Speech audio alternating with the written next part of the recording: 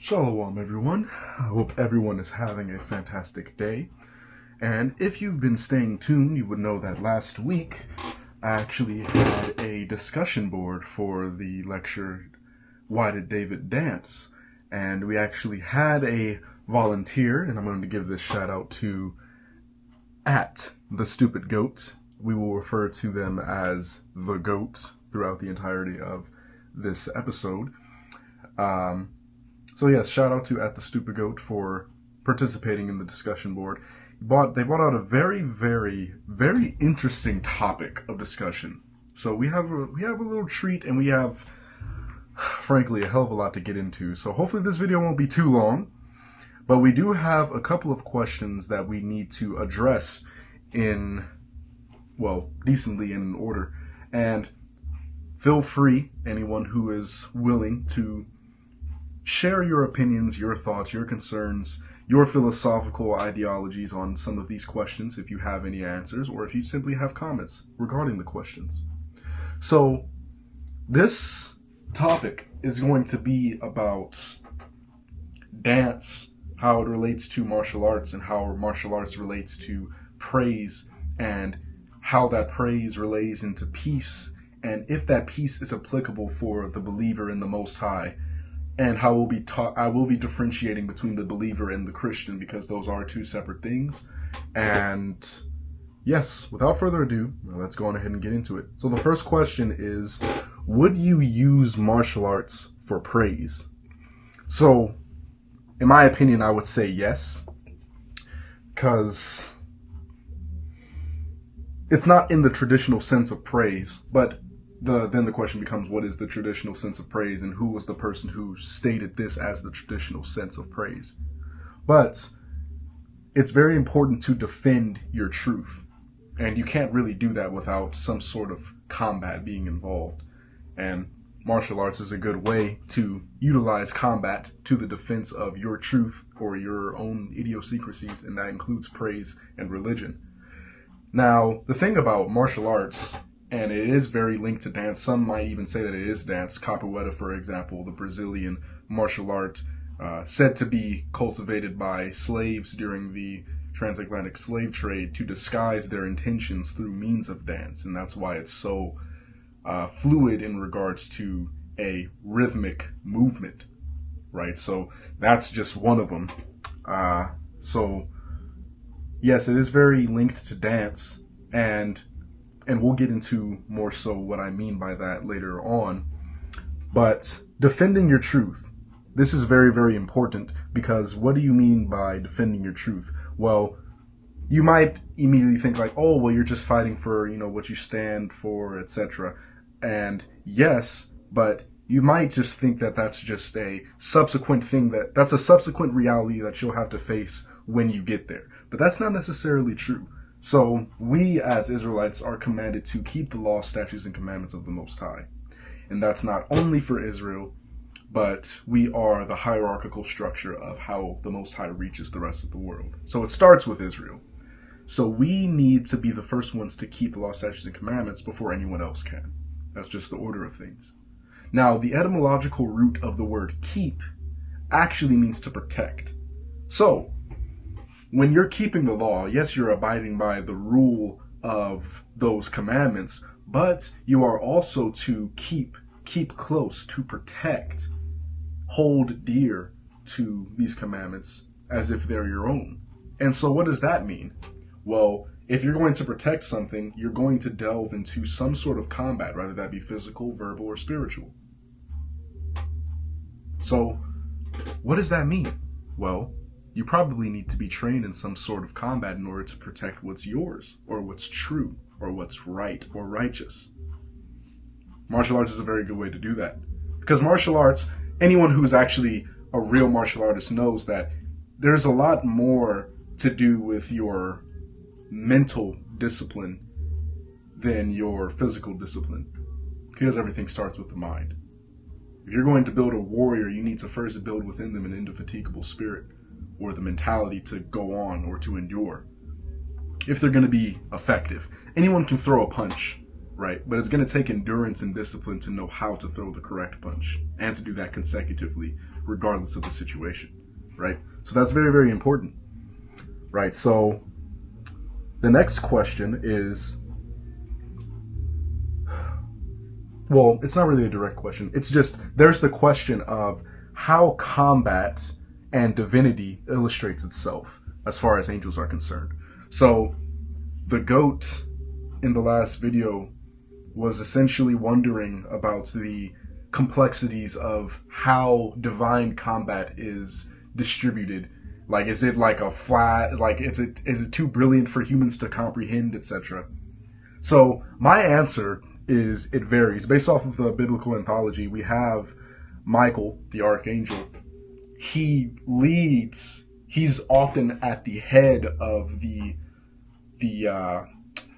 how would you call it? He's often at the head of the fleet, at the angel's fleet, which is interesting because, you know, that means that there's an army, which means there's a formation and there's a rank. And if there's all those things, then that means that there's strategy behind it. We know that the Most High is the ultimate commander, and what's also very important is that he's often notarized as the Lord of Hosts. Host meaning army. So, he's Lord of Hosts. We can assume that the art of war originated from the Most High, the original, let's say, God of War. He is noted as the man of war, or a man of war, in the book of Exodus. So, that's interesting. Strategy and rank, that's among the angels, and that's something that can be conceptualized by humans. We also have that angel, I don't know if the angel was named, but there was an angel that wrestled with Jacob. And so we have wrestling and grappling. So, and this is why I say it varies, because in a moment we're going to get into something else, but we have wrestling and grappling with the angel and Jacob,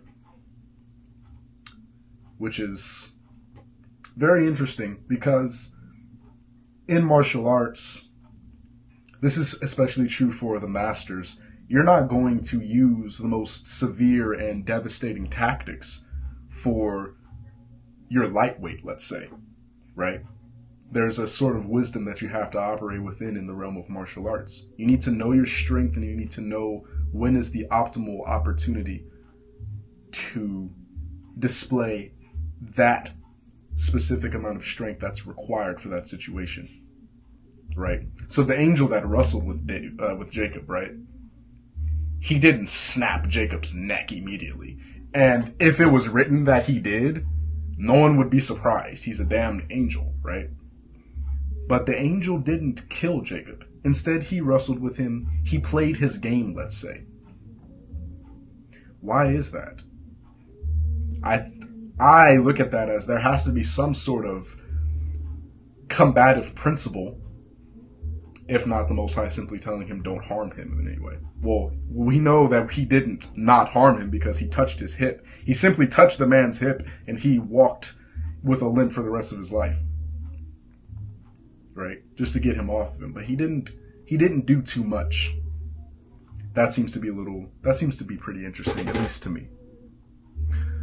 Now, we go from the wrestling angel into the celestial combat of Satan and Michael, the archangel, and also the Prince of Persia, which I believe was a demon that he fought.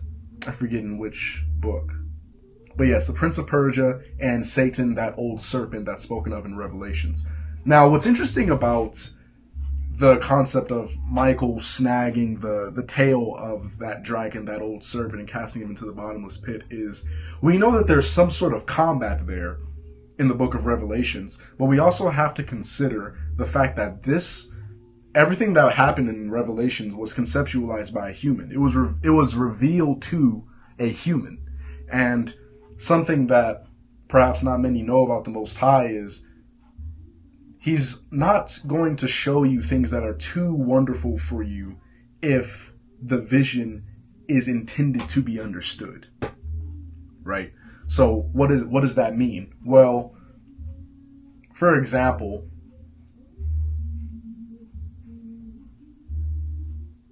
the vision that Daniel saw in Daniel chapter 7 and verse 9, when he saw the Most High, noted as the Ancient of Days, which is my favorite title for him, by the way. He sees him as a black man with white woolly hair. He's on the throne, so he's sitting, he has a body, etc. But you can't, as a human, say for sure, like, okay, well, that is exactly what you saw was the Ancient of Days. It's like, no, because we know that Christ says that no man has ever seen the Most High. And Daniel was before Christ. So we know that he didn't actually see him. So what does this mean? Well, the Most High will show you an artificial variant of something to represent the real thing. This, what you saw, wasn't actually the Ancient of Days. It was rather a symbol to where you should understand it to be the Ancient of Days. Right? And so that can be that the same thing can be said for Satan versus Michael in the book of Revelations. Who's to say that that battle would look anything remotely like the normal combat that we humans are privy to? It may look like blurring the line of visual conceptualization. It may look like that. Who knows, right? But we know that the result of that physical altercation results in Satan being in the bottomless pit. That's what we do know. So that is interesting. So I think that it does vary, though. It goes from anywhere from the ability to wrestle or grapple with a human being to subduing one of the most, the greatest adversary to the Most High, right? And something else, I thought this to be interesting. Maybe the GOAT would think this is pretty interesting as well. I think that it's interesting to think about the sword as a concept. So I started thinking about this because after I read the GOAT's comment, I started digging into the scriptures, and I remembered this anecdote in the book of Numbers, and this is where you get the story of Shrek from, if anyone is not familiar. There was an instance in the book of Numbers where an ass, his mouth was opened by the Most High, so the ass was speaking. That's where you get donkey from. And so when the ass spoke, the context of the situation, though, there was a man riding his donkey. I forget the man's name, but he was going to a place where the Most High did not want him to go. And once he was riding on his ass to that destination, the donkey decided not to go because the donkey was seeing this angel, sword in hand, right? So I was like, it's kind of interesting. So the man chastened the donkey for not going in the direction that he bid him to go in 3 times. The 3rd time that he did this, the donkey, the scripture says that the Most High opened the mouth of the ass and he spoke and basically questioned him as to why he smote him 3 times when essentially he's just trying to save his life, right? What's curious though is the man like totally was acting like as if this was normal. Like, oh, my ass is talking to me, right? It's like, And I say that because he just answered the donkey. He's just like, oh, because you didn't do this. If a dog spoke to you, I'm sure you wouldn't be like, oh, because you bark too much. You'd be like, that's insane. So that's pretty interesting. But back to the sword. It's like, okay, so we know that the angel's holding a sword. We also know that when the Most High banishes Adam and Eve out of the Garden of Eden, there is a sword that he put into place that's standing on all fronts, guarding the Garden of Eden. And so what does that mean to me? It's like, okay, so the sword was created by the Most High. It wasn't created by a man. The sword is older than man, as it seems. The angel was holding a sword. So how did humans come up with the concept of the sword? I'm not too sure.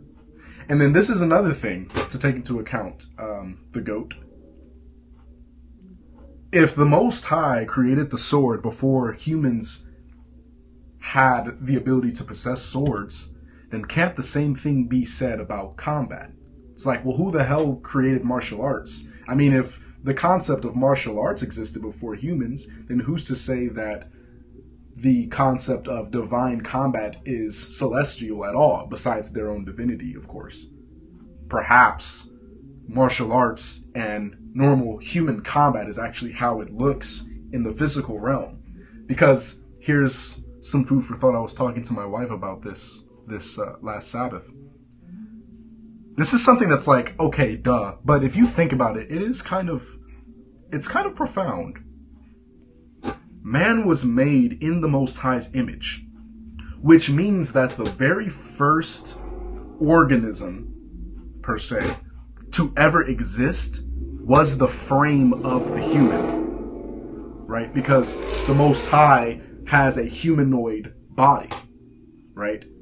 So that means that God, the Most High, looks human. Obviously, the linguistics is we look like him, but just to bear with me here. The very first thing or frame to exist was the human being. So, yes, we're humans, but we are essentially mortal gods. Because that's one of the biggest differences between us and the Most High, right? The Most High is immortal.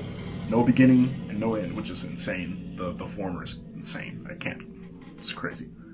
But, yes, so if the frame of the human existed before the human itself, then perhaps the martial arts and perhaps the combat, etc. Because I have this theory. This is totally off track, but I wonder, and everyone, please feel free to leave your comments in the comment section, letting me know what you think, etc.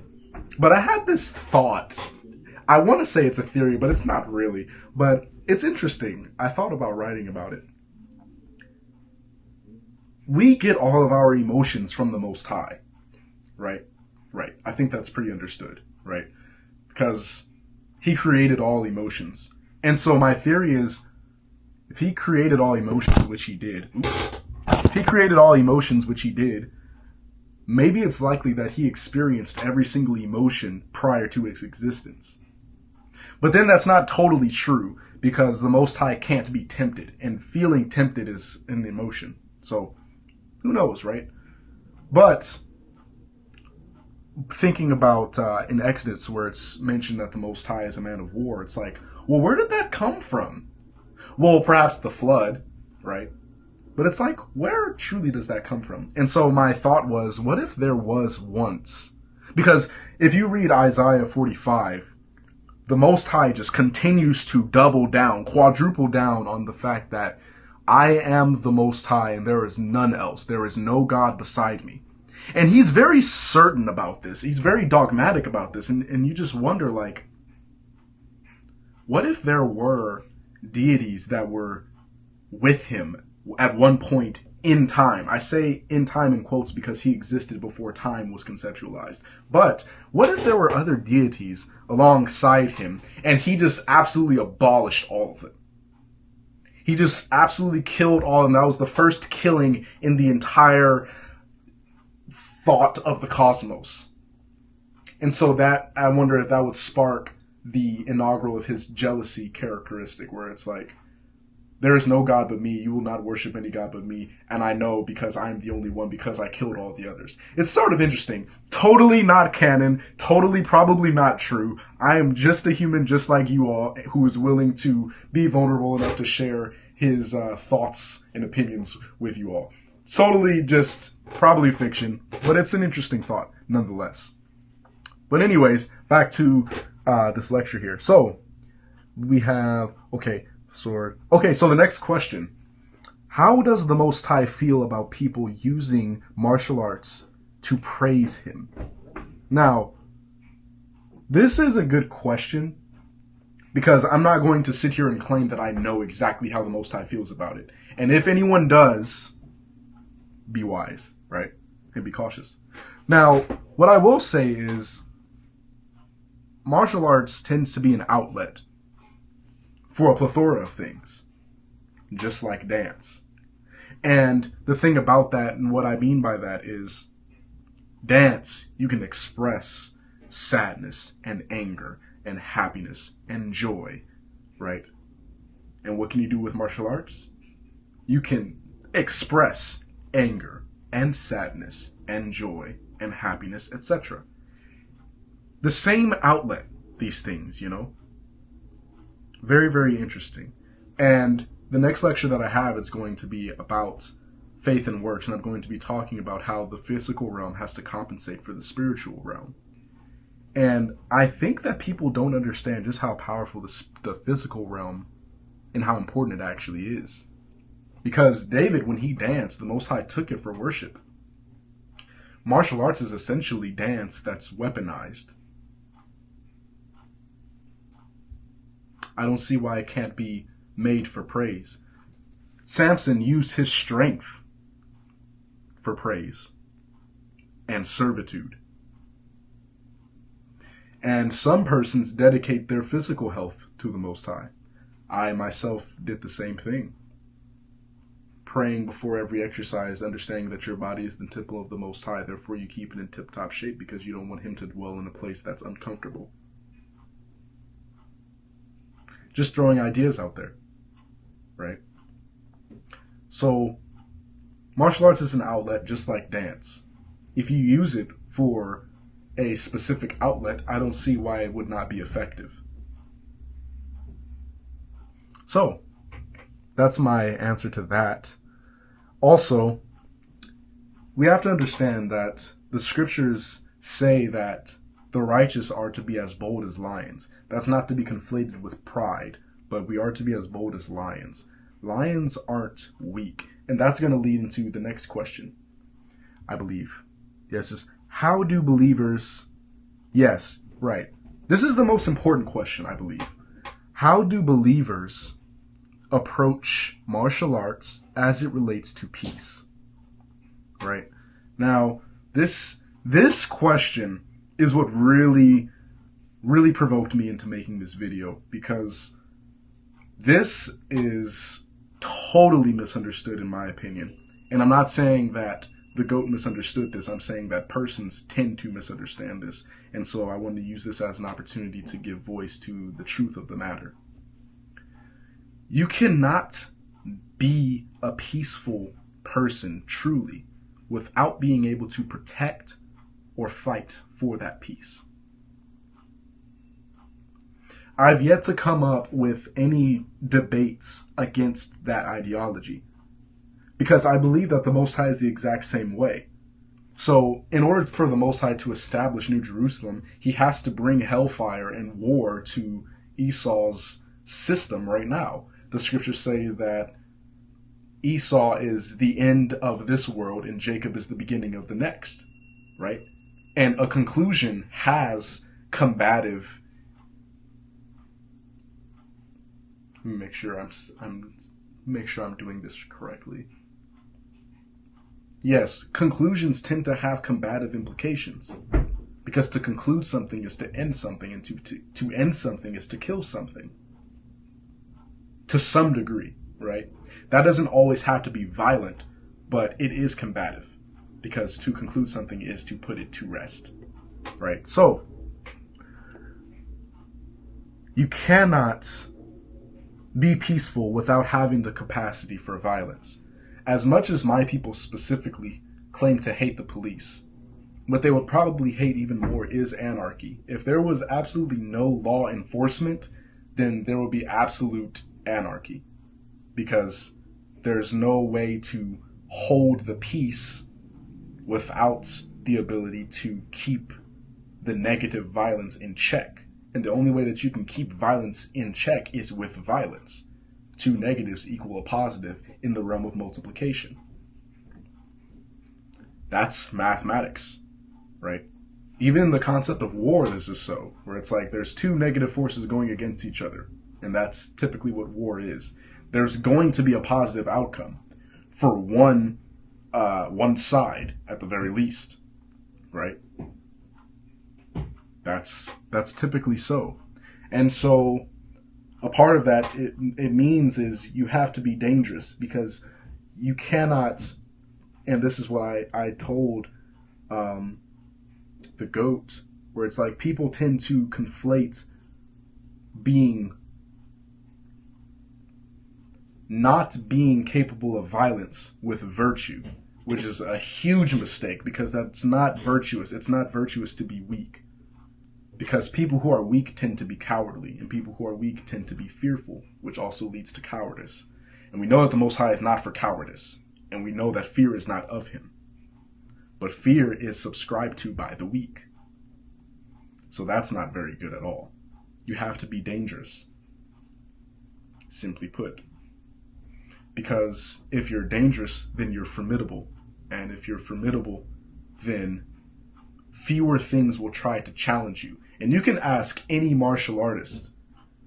The moment that they probably became very competent in the craft of fighting, the less they had to fight. It's a phenomenon that's specifically for the person that prepares for the future, because the future belongs to those that prepare for it today. Right? So that's definitely so. And let's see, I want to make sure that I cover all fronts of this.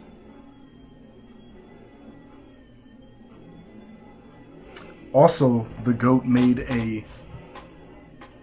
another comment that was fruitful. It said, yeah, I'm paraphrasing, but they were basically talking about how martial artists tend to be very peaceful persons. Or at least that martial arts tends to advocate for peace and to not have to use the destructive tools that they teach. And that's totally true, right? So for those of you who don't know me, I am very versed in boxing, Muay Thai, Wing Chun, and Kempo, right? And in every discipline, they enunciate the importance of not using what we teach you. Only use it when it's absolutely necessary, a last resort, and hence is wisdom, right? Because what I'm not saying is to only be dangerous. That's not good. And I use good intentionally there, because the whole point of good being more powerful than evil is because it's more difficult to be good. It takes more power to be good, which means that good is inherently more powerful than evil. And the thing about that is, if you're going to be dangerous, you can be evil and dangerous. But you can't be good and not dangerous. It just does not work. Even the persons who are good and are not dangerous are protected by the ultimate danger, right? So you have persons who are like, I don't need to learn combat because I'm always protected by the Most High. That person is reliant on a very, very prestigious effect of violence to protect them. Everyone is reliant on violence to some degree. Men especially need to be capable of their own ability to exude violence, because they need to protect. And this is my answer again to you, the GOAT, because if you're going to be a man, the Most High wants you to provide and protect your family. Provide for your family and protect your family. You can't do that if you're weak. You can't do that if you're not able to to fight for your peace or your family's peace. The Most High is a strong God. He's not for weakness. Now, if you are weak and you are sincere, the Most High will likely protect you or send someone your way to protect you. And that's typically the woman in the realm of men. Men tend to be stronger than women on multiple fronts. And in other fronts, women are stronger than men, right?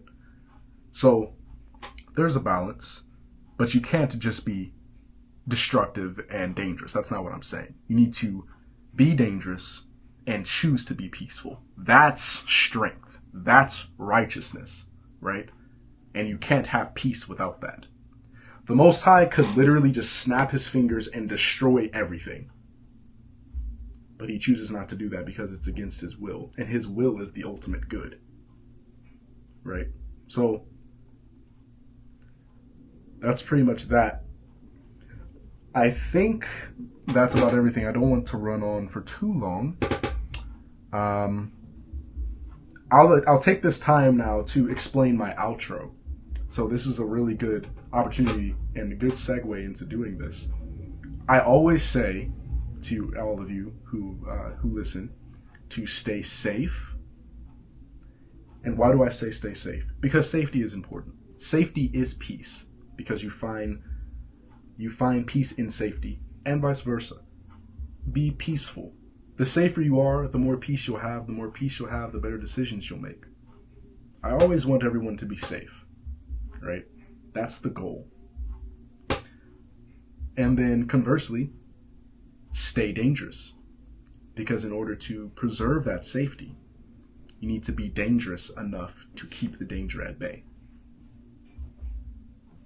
It's the reality that we live in. And be wise.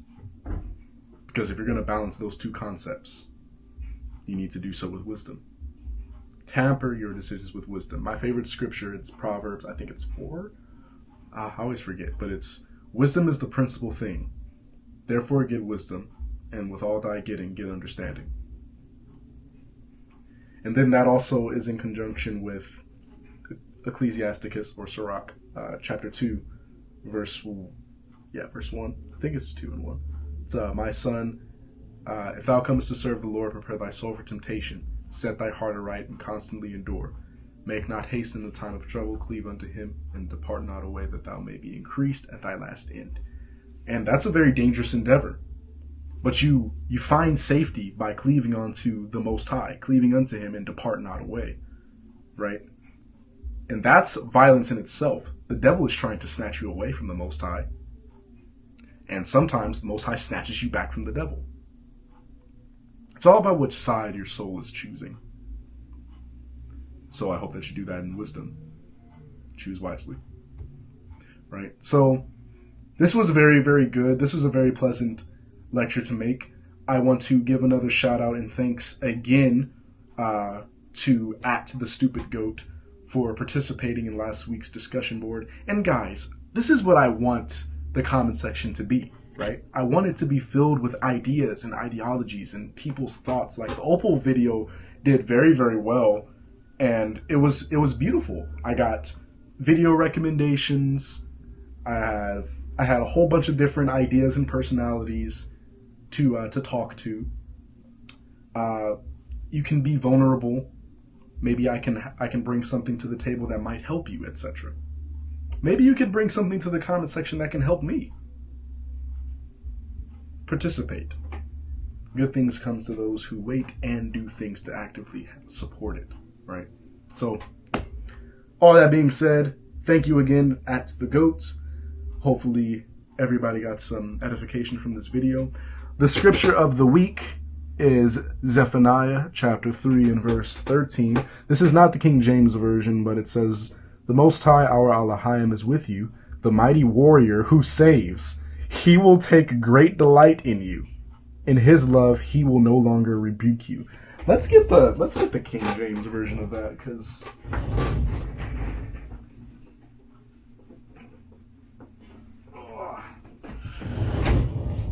Most High, man, he's just, that's so non-coincidental. It says, "The Most High thy God in the midst of thee is mighty. He will save, he will rejoice over thee with joy. He will rest in his love. He will joy over thee with singing." So that's interesting. That seems to fit very nicely with this discussion. So it's like, the Most High is mighty, like a warrior, like a martial artist, like David. And that's another thing to consider, that David was a bloody martial artist. He was a warrior. He slew Goliath, etc. A plethora of men did he slay on the battlefield. And the Most High was pleased with this. Right? So, the Most High does not want you to not be capable of violence. Christians especially tend to conflate this because it's like, oh, well, violence is not good, and that's typically the altruistic argument. But it's just not the case. By the way, this might be a good time to say, if most of you know already, but this channel, this isn't a Christian channel. This is an Israelite channel, if anything. So I do not speak for the Christian doctrine. This is primarily for my Israelite brothers and sisters as far as the doctrine of the biblical anthology is concerned. However, the content, of course, is for everyone. But this is just a disclaimer that this is not a Christian-based channel. But that all being said, that was awesome. The Most High also said that he will rejoice over you in singing. What kind of voice does the Most High have, right? Well, that's awesome. Thank you guys for all participating. So I hope that you guys stay safe, stay dangerous, and as always, be wise. Shalom.